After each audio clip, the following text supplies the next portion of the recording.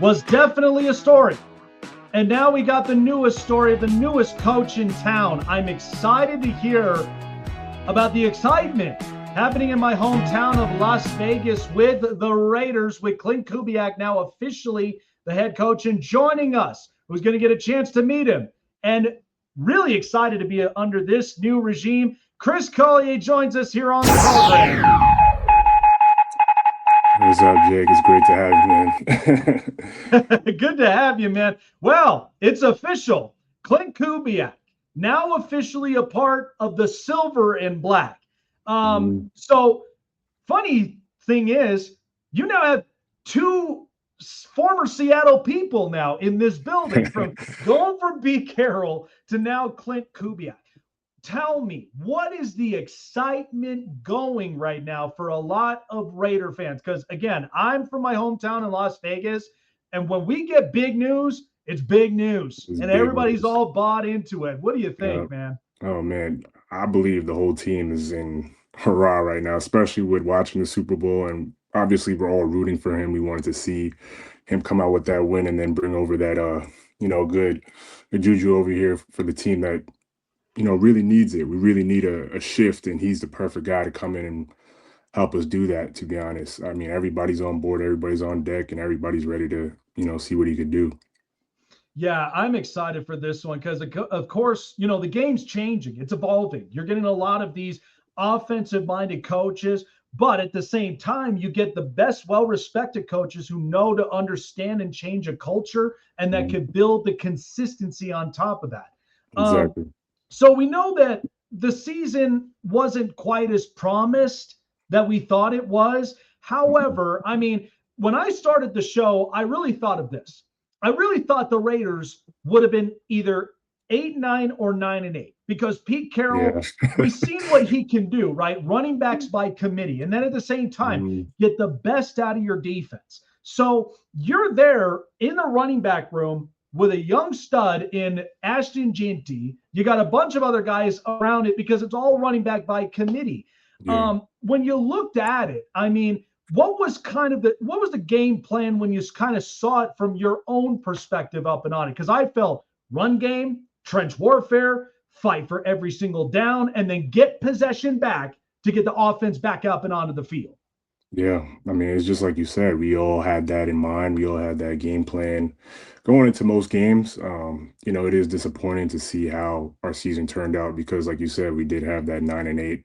We didn't have that mindset, but obviously you're shooting for going 500 or more, to be honest. And to see that not happen and to see the amount of work that not only we put in, but the coaches, I've seen a lot of work put in to really bring the game plan full circle, and it just didn't come true whenever it came down to it in games, and just the ball just didn't roll our way, to be honest. But from the amount of times we, went through what we had to go through with OTAs, training camp, X, Y, and Z, how hard we're practicing, and just to not see it come true, it's hard seeing it, but it's just, it is what it is, man.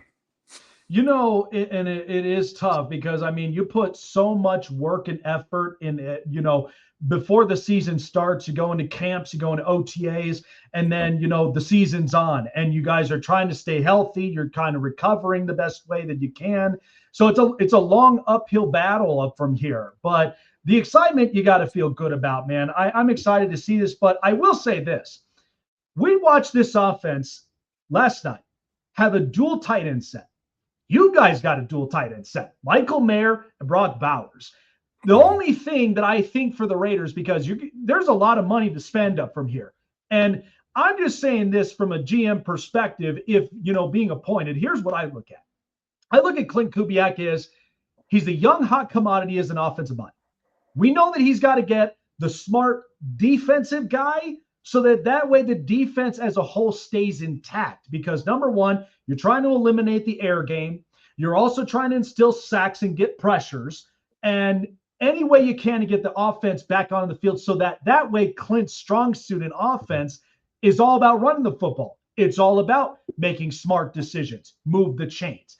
So I feel like you get those guys in, then I'm looking at, I got to protect my quarterback. I then got to get not so much a star-studded receiver, but a receiver that I know can work on the plays and routes that we want to build.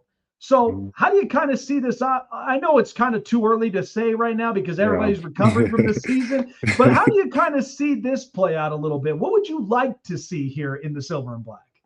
Um, I mean, it's everything you just said, man, for real. Getting the ball into the playmaker's hands, and it's obvious that Klint Kubiak knows how to do it, especially watching the Super Bowl. If you just watched the whole season, for real, the way he schemes up these plays and the way he's designed to get these guys the ball. I mean, sky's the limit, especially with the playmakers we have in Ashton and Brock and Michael Mayer and Jack Besh and Deontay. If you just get those guys the ball in open space, I mean, they're going to make somebody miss. And that's when those points come in that we really need. And the defense comes in. You know, our defense is, they stand 10 toes. And I believe if we could just play complementary football, that's when it all comes together, to be honest. Yeah, absolutely, man. And look, this season was a one of a kind because one, everybody all had the idea that, Kansas City, they've always been here, but yet they got worked. They got gashed and they were out of the playoffs. Then all of a sudden you start getting, injuries in the NFL are inevitable. It just happens. But a lot of the teams that fight and they survive make it through. So I thought it was really interesting and yet incredible that New England was the last team standing in the AFC because everybody was hoping this is Josh Allen's opportunity, and he didn't get it. Justin Herbert's waiting for his first playoff win, and the Broncos. I mean, I live here in Denver, and the minute Bo Nix went down, it felt like the whole energy was down. I felt like this was so many shakeups. But what was great about this, though, Chris, and you'd be smiling about it, is we had a hell of a time running the football, didn't we? There was so many great run plays throughout this season. What did you think about the season as a whole in the NFL? Because, man, twists and turns, different plot stories. I loved it. Yeah, it was great. It was something that wasn't like how it used to be. I mean, I grew up in an era where, you always either saw the Patriots or the Kansas City Chiefs. Like when I was coming in before I came into the league, that's all I saw. So it was nice to actually be in the league and then see all the different shakeups and twists and turns. I mean, it's a great year to be a football fan, to be honest, because the amount of times that a team won that you wouldn't have thought, or somebody made the playoffs that you wouldn't have thought was going to make it, it just made it really exciting to watch and really investing. People were able to really look at it and feel like a part of it in a sense. You know what I mean? Yeah, absolutely. And you know what? It's getting better from here because now we got free agency that's around the corner. But before that, we had a record-breaking 10 opening jobs. And so you're originally from Lawrence, New York. So New York now is getting really amped up and excited for the oncoming of John Harbaugh coming in and coaching the Giants. You've been in Baltimore before. You know the culture. You know how strong this fan base has been. Yep. What is to be expected in New York with John Harbaugh touching down, going into now the NFC, because they've been needing something different for quite a while since Tom Coughlin retired. Lots of excitement in the building. Jackson Dart and Cam Scatterbo. I think this team, anytime you get a culture coach, you're bound to double your wins because you know what the coach sees. What do you kind of think is going to be the vibe in New York? Being around John Harbaugh, what he's about, and especially the Harbaugh family, they love themselves some football. They love themselves some football, exactly. And what New York is getting is a real tough, gritty, passionate coach that wants to come in and obviously bring his culture in, and his culture is proven it works. I mean, he's win first, is proven in his record. And it's just, they're going to see a lot of change come, especially when I guess when training camp and all those OTAs come, they go see what I'm talking about. He does not play, and he's straight to the books. He's old school, and he's about his business. So that's really what I can say about John Harbaugh now. I will say the AFC North is really going through a shakeup. And, man, we grew up on this. I mean, we watched Mike Tomlin for 19 years with Pittsburgh, win a Super Bowl, and then John being in Baltimore, creating the culture that he did after Brian Billick. And this AFC North, now you've got three new coaches amongst with Cleveland with Todd Monken. I I forgot think with about that. Jesse, yeah, I think with Jesse Minter, what I look at with Baltimore is everybody now, and I'm starting to see this. We watched this with Mike McDonald last night. Young, hot commodity, defensive minded coach who understands and learns how to relate to the players to get the best out of them. And I feel Mhm. like with Jesse, young, energetic, and I feel like it's smart because being around the Harbaughs, you learn a lot of things about football. Yeah. And I think with this culture, I don't feel like it's a crazy change, but I do feel like this is a new chapter that's only going to get better from here because I can see the feistiness in Baltimore. The defense is going to get better. How do we outlook Baltimore today with their new hire, Jesse Minter? Oh, it's a good question. And I haven't been around the Ravens, but knowing the boys that I got to play with, like with all those star-studded players on their defense, I mean, I believe when he comes in, a young coach, defensive-minded coach with all those star-studded athletes on the defense, I mean, it's only a matter of time before they see like another Legion of Boom type type of defense come into play. So that's going to be exciting to watch. Man, can't wait for it. Final Mhm. question here. So we know, obviously, with the NFL season wrapped up and getting ready for free agency, the draft. Um, in your story, and I've had a pleasure of interviewing so many great NFL players and talking about their journey road through the NFL. We just watched Sam Darnold win a Super Bowl after dealing with the cards that he was dealt with from New York to Carolina.